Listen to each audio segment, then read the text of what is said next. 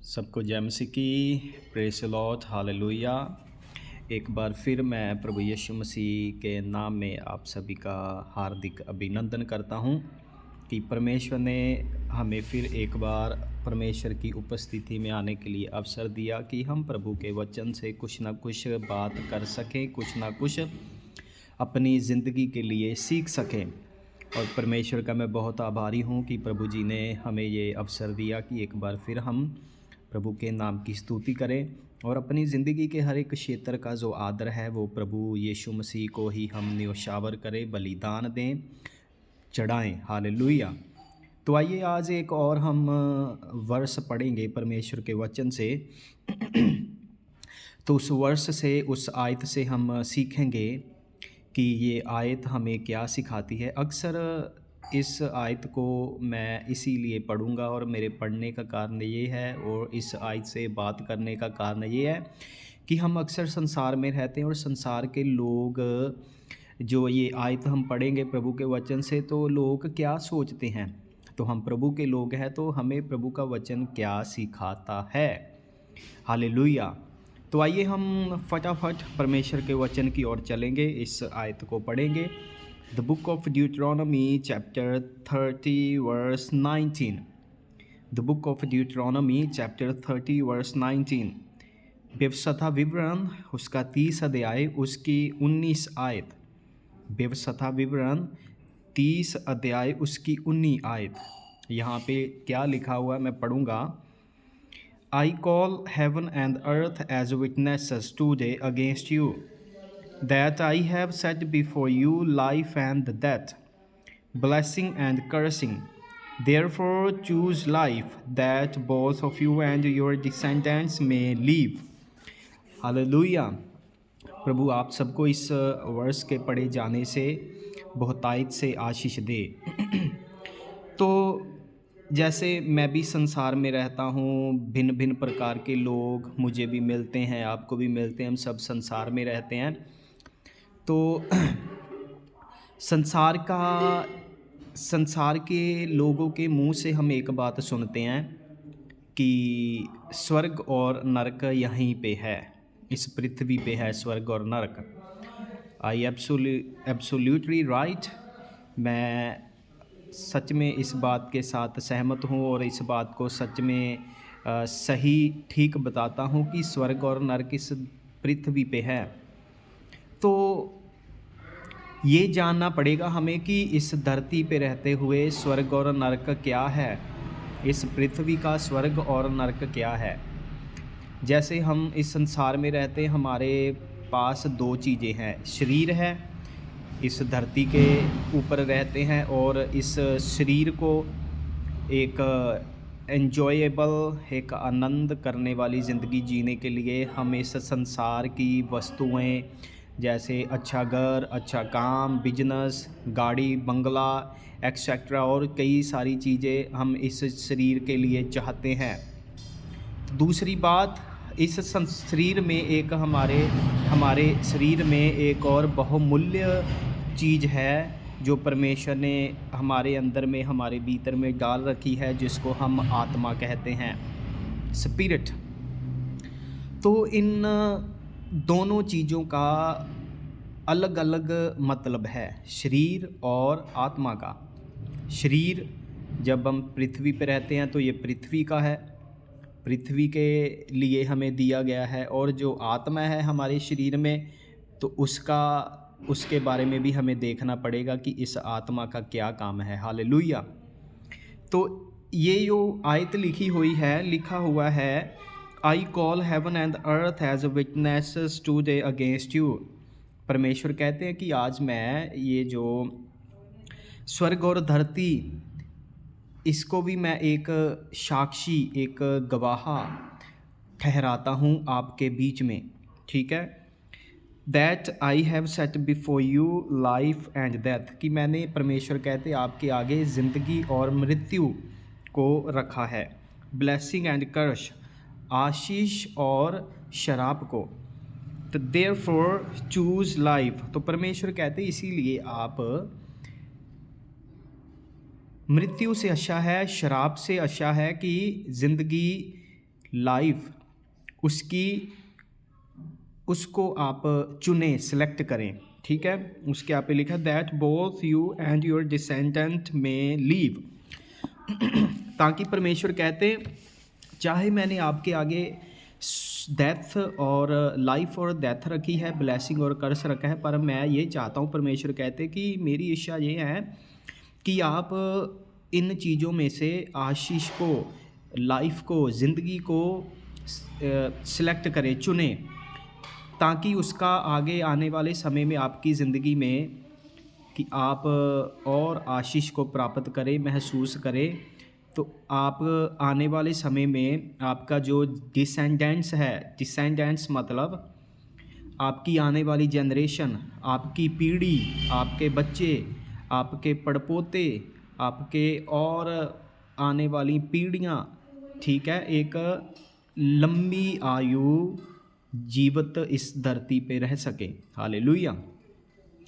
तो इस आयत में लाइफ एंड डेथ का इस्तेमाल हुआ है। अगर बिब्लिकल भाषा में और आत्मिक क्षेत्र की भाषा में हम इसका इस्तेमाल करें, ज़िंदगी और मृत्यु, लाइफ एंड डेथ का मतलब स्वर्ग, लाइफ ज़िंदगी जो स्वर्ग को दर्शाती है, डेथ मृत्यु जो नरक को दर्शाती है। हालेलुया। तो लोग कह देते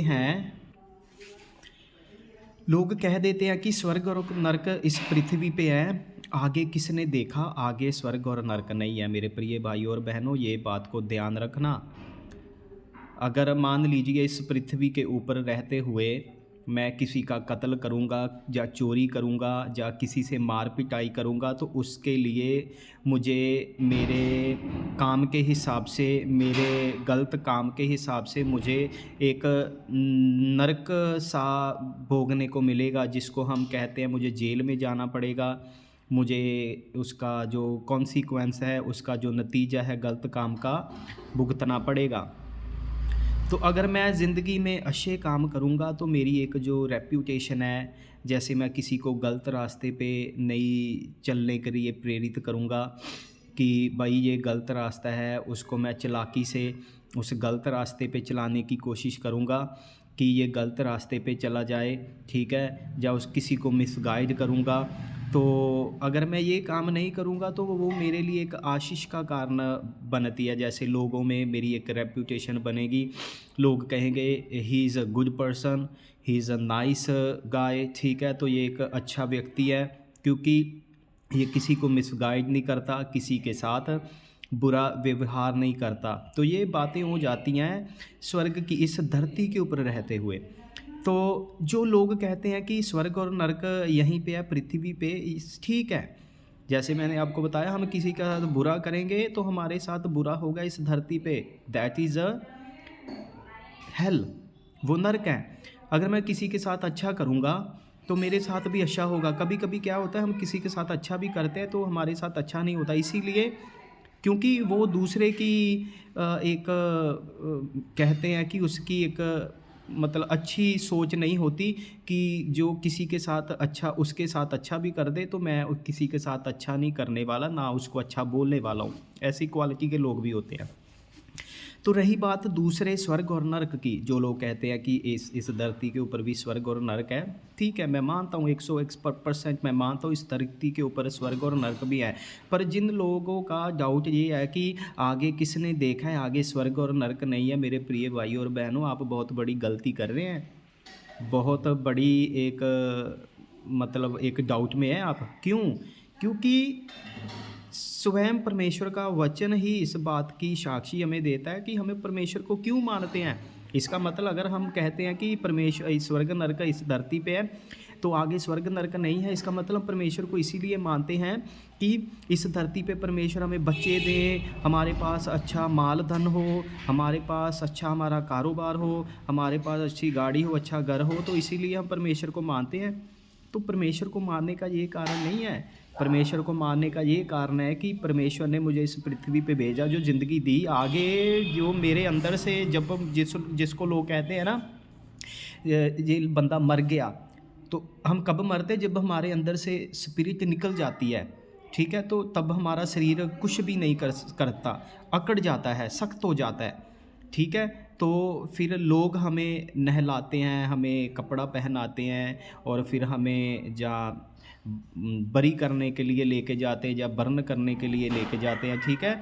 तो कहने का मतलब, हम परमेश्वर को क्यों मानते हैं? क्योंकि जो हमारे अंदर से स्पिरिट निकल गई, अभी उसका फिर परमेश्वर ने जजमेंट करनी है, उसका न्याय करना है कि मेरी आत्मा में मैंने जो काम किए हैं, मैंने चोरी की है, किसी को हर्ट किया है, किसी के साथ गलत काम किया है, कत्ल किया है, चोरियां की, व्यभिचार किया, ठीक है। मेरी शादी भी नहीं हुई थी, शादी से पहले मैं लड़की के साथ रह रहा था और प्रचार भी कर रहा था, ये कर रहा था, वो कर रहा था। मैं किसी को गलत रास्ते पे चला रहा था, जो सही रास्ते पे जा रहा था उसको मैंने उसके सही रास्ते से उखेड़ के गलत रास्ते पे कर दिया। तो ये हमारी जो आत्मा है वो आगे जाकर उसका न्याय होगा। हालेलुया। तो वो है हमारे आगे जाकर, जब शरीर से आत्मा निकलेगी, उसका आगे जाके परमेश्वर फिर उसका न्याय करेगा, जजमेंट करेगा, जिसको स्वर्ग नरक, असली स्वर्ग और नरक बोलते हैं।